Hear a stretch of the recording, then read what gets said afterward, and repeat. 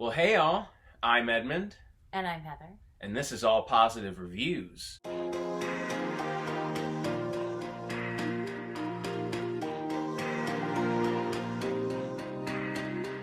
So last time on our bucket list, we did 12 Angry Men, a classic in the past. And now we're jumping into the future, which is also the past now. Los Angeles, November 2019 in Blade Runner. I need your deck. This is a bad one. The worst yet. There was an escape from the off-world colonies 2 weeks ago. 6 replicants. 3 male, 3 female.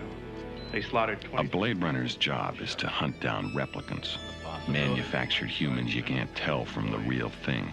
With one of your all-time favorite people. Harrison Ford. And we're going to take a dive into the future past here on All Positive Reviews. So, we usually start with the actors and stuff here, so I figured you liked Harrison Ford. Oh, yeah, of course. I mean, I don't know a movie I really don't like Harrison Ford in, but yeah, he was great in this. A lot of fun. Yeah, he was cool as Rick Deckard. It's funny because it's sandwiched in between Indiana Jones and Return of the Jedi. It's just like, it's kind of his break, and yet it isn't at the same time. Yeah, exactly. But we follow Rick in this very dark, smog-like Los Angeles. It's always dirty. The future's always dirty or dark, or it's always like industrial and dark, or dirty and dark, or something. Yeah, absolutely. And lots of neon lights. Yes. But he has to hunt 4 replicants, which are robots in this world that have a very limited lifespan, in order to control them. A lot of corporate control themes in this. But he has to hunt them down. Yeah. And it's a whole big robotic noir story. Yes. That I hope you enjoyed, because you've never seen it. No, this was my first viewing, and I did enjoy it. It was a lot of fun. Yeah. That's good. It's certainly... So we talked about Harrison Ford. Yes. There's a lot of people in this movie. Yeah, there are. Who just kind of pop up. Yeah. And unfortunately, I don't remember all the actors' names. Yeah, that's the thing, is I can't remember all their names, but I mean, yeah, you see a lot of people. Like, I remember Edward James Olmos. Yes. Just kind of being there. Yeah. He has like an occasionally fun one-liner. Yeah. I spit on metaphysics, sir. It's killing me that I don't remember his name, but the chief from True Blood. Oh, right. Yeah. I can't remember. I never remember anybody's names. I'm just really bad at names. Who's one of the people who works for the corporation. I actually don't remember the name of it. But the corporation at the heart of this that has built and designed many of the big replicants. Yes. But of course, like, the main focus besides Harrison himself are the replicants. Yes. Which is interesting because they're the robots, but they're the ones that you care about. Right. The most, because they're, months, maybe weeks from dying from their, pre-programmed lifespan. Right. And they just want to not die. Yeah. It's sad. I mean, I get it. Yeah. Yeah, you have, and the 2 most prominent, because all 4 of them are good, but the 2 most prominent, Rutger Hauer. Yes. Is Roy Batty, who is fantastic in this movie. I love how he's very emotional. Like, he's at the end of his life because he's kind of very self-actualized and feeling. But at the same time, he does a great job of showing how little time he's had with it, because he's very kind of immature. Well, yeah. Like, he's super smart, but he is prone to outbursts that he's... I mean, technically, he's what, like 5 years old? Basically, yeah. 4 or 5, something like that. But he's terrific and has, probably my favorite, like, lines in the movie, his closing ones, the tears and rain.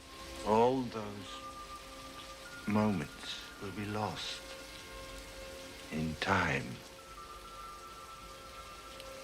Like tears in rain.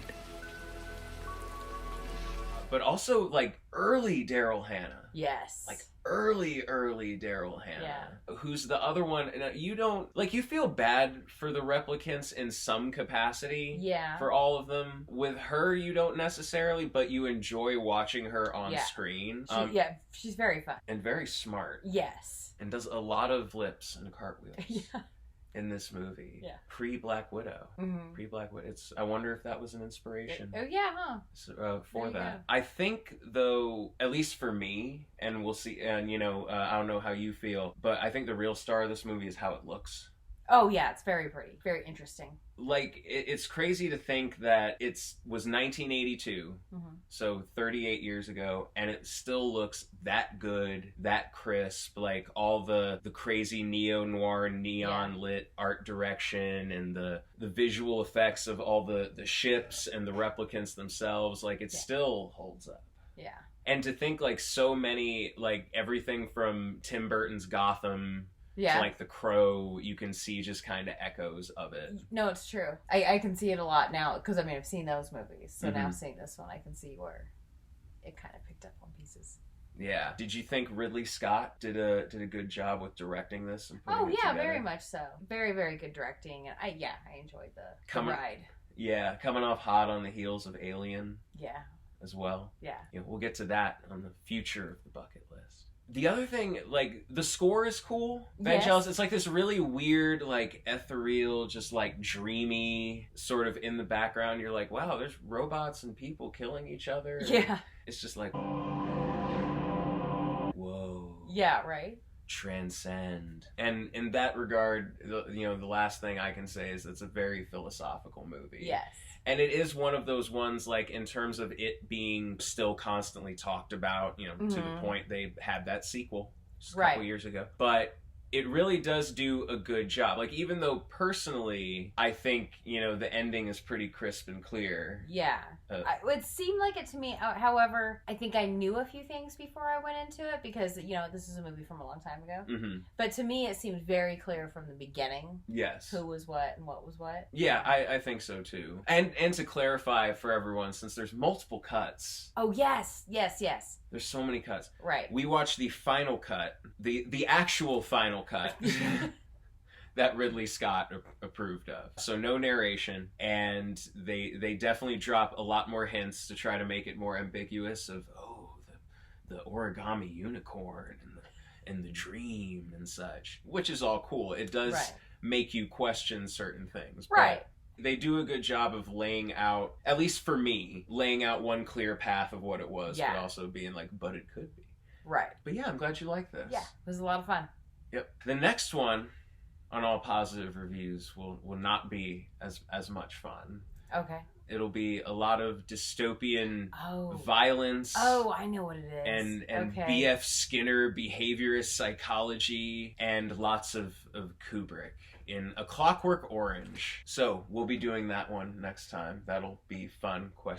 But until next time, until we have the next video up, if you're hungering for more All Positive Reviews, we have plenty down below. We have, Game of Thrones, our other bucket list ones, Marvel, Star Trek, lots of great stuff. Also, anything that you want to suggest for us to do, please feel free to do so in the comments below. We love hearing suggestions, and we will, we'll do an All Positive review just about everything. Oh, yeah. And anything we get suggestions to, we're working on already. Yes. We're hard at work, and it's moving up the list. Yes. But until the next All Positive review, thank you so much for watching. Please stay positive. Please make sure to like, comment, and subscribe, and have a great evening.